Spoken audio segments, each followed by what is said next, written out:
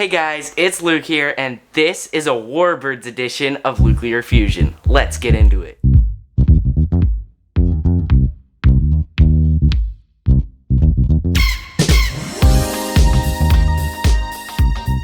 Here we have the plane. Now, first impressions, it looks really cool, and they've captured all of the signature looks of the Corsair, including this awesome gold wing. Now, if I was to choose the livery for a Corsair, I would pick this one because it's got all these cool arrows here, here, and here, which are indeed prints. Thank you, Cobi, for giving us these prints so we don't have to apply stickers. And it also has the signature Corsair blue. Now, that's one thing that I think they've nailed with this, is having that color blue just right, and it looks just like the Corsair. Taking a close look here at the Corsair, you'll notice that inside the engine cowling, we actually have a suggestion of the radial engine in there.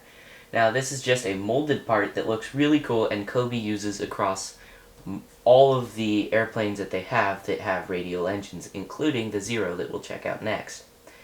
Now, we have this three-bladed prop that, again, is a generic Cobi part, and it spins pretty well, but it does kind of max out after like a little while. I found that the best way to spin the prop, if you want to get it to go the longest, is to just grab the little nub here that the Corsair does actually have, and just kind of spin it like smoothly, if I can get it. Like, there's a sweet spot that you gotta hit to get it just right there. And then even then, it doesn't spin forever, but it's cool that you can spin the propeller, given that it is a propeller plane, and that's kind of a necessary. Now, around the side here, we have these stars and bars here and on the wing up here. And you'll notice that these are stickers going across multiple plates. Now, Cobi uses that kind of technique for their stickers a lot. And again, you can see it on this plane right here on the front of the landing gear pods. Now, there it's just the number 110, but it still goes over tons of plates. And on the stars and bars, it does go over even more plates, so if you ever want to take this apart, it's a pretty good inconvenience. Now, to access the cockpit, all you're going to do is just grab it and kind of pinch, because it's holding itself in there, and you just kind of lift up.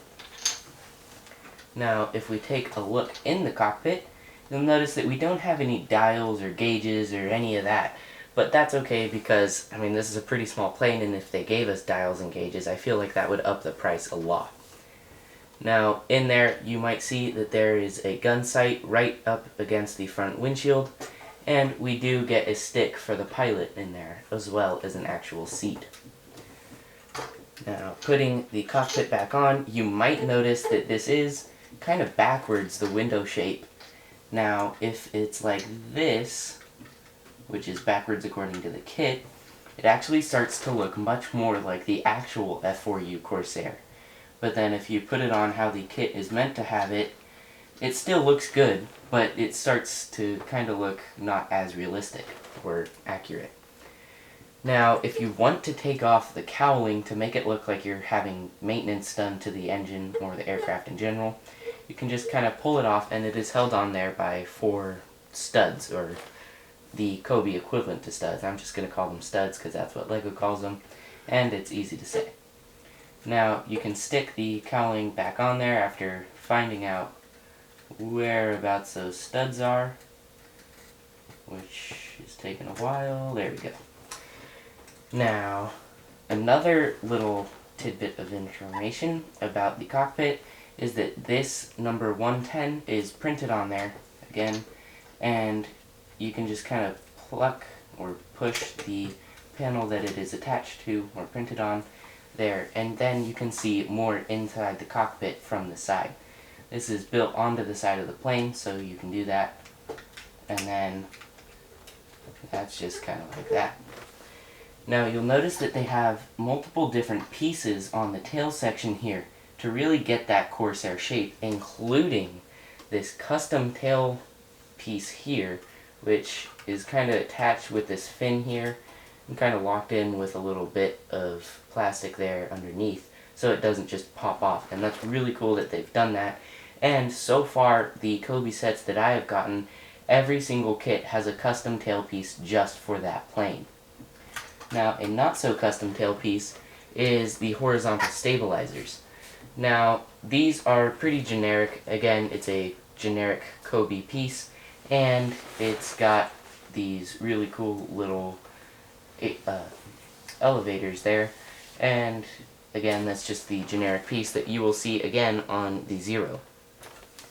Traveling back to the wings, you'll see that they have these little hinges here so that you can angle up the wings just like the Corsair does, and you can actually push them up as a result of having those hinges and fold up the wings in the right spot so that you can have it just on the ground chilling just like it would be on the aircraft carrier deck.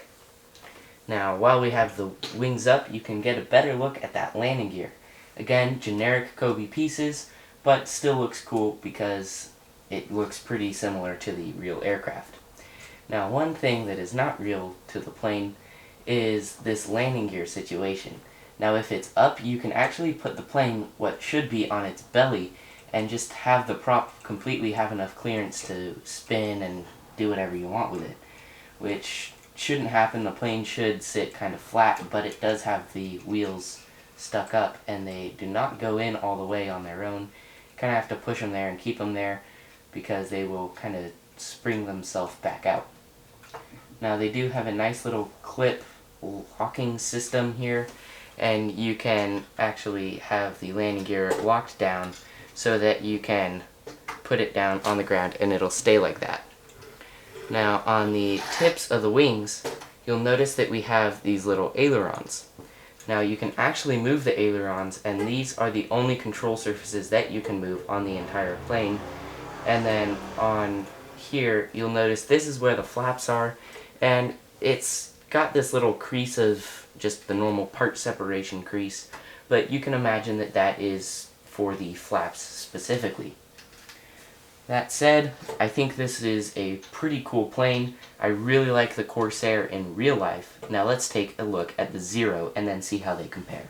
Here for the second part of our dogfighting duo, we've got the Mitsubishi A6M3 Zero. Now, first impressions, this thing looks really cool, and I really like how everything goes together. Now, the little green piece here is a different shade of green than the rest of the plane.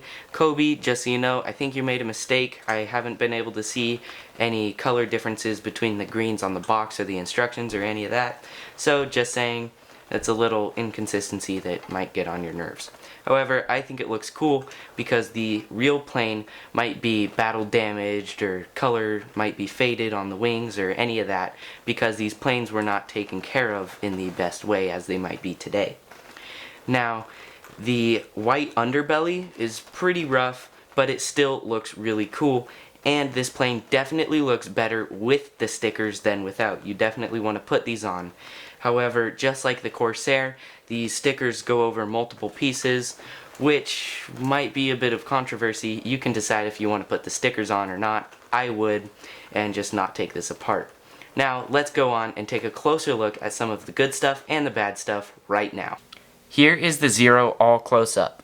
Now, the first thing you might notice is this really cool yellow stripe here and the guns at the ends of those yellow stripes. Now, on the end here, the actual end, you'll notice that there is a hollow stud with a gun here right next to it. Now, it's weird that they didn't put a little tile there just to clean it up, but it's cool that they have the gun details nonetheless. Now, on the top, unlike the Corsair, it actually is supposed to have these ridges in the top for the guns, and we actually get a little black print there that is supposed to be the little machine guns popping out of their little nacelles. Now, in the front, again, you'll notice that Cobi radial engine piece, and this plane actually has a gray nose cone on a brown propeller. It is the same propeller mold and the engine mold as the Corsair. However, this one is obviously different because the propeller is brown. Now, back to the wings, you'll notice that this white stripe here kind of steps up and then steps up back to the green wingtips, and part of that is this little white, supposed to be antenna piece, but it is actually the same kind of piece that they use to attach the Cobi wheels. Now back to the stepping thing on the bottom of the wing, you'll notice that the underside of these Cobi planes are very, I'm going to say dirty, even though they're not like dirty, but it is very covered in anti-studs, and there's not much effort to clean it up down there other than just the bottom of this cowling piece here, this little intake here, and the bottom of the tail here, which is mostly used to get the shape. Now, the only print on this set is the X133 print here with the 2 blue stripes. The rest is all stickers, meaning all of the little red dots there are all stickers. Now, one thing I think they nail with almost all of the Cobi sets is the cockpit shape and the tail shape. These are both custom molded for this set, and Cobi also makes a white A6M30 that also uses these 2 part molds, although this one is special because this tail piece is in green.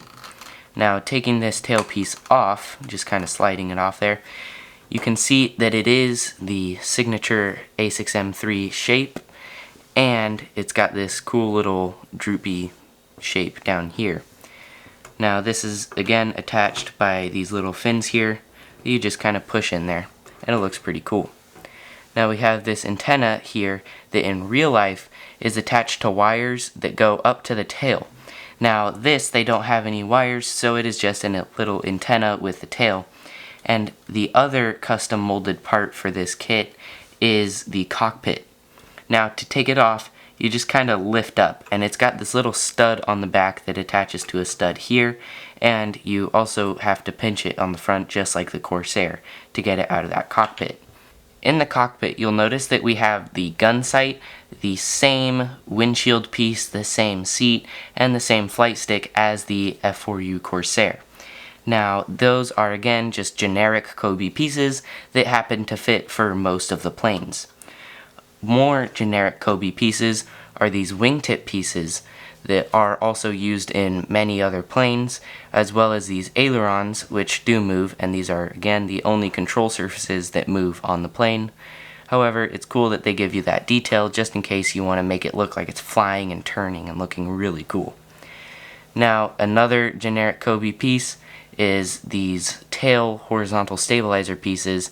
These are used in, I'm pretty sure, every single Cobi kit I have, including the Corsair, the Wellington, which is coming up, and the Hurricane, the Hawker Hurricane.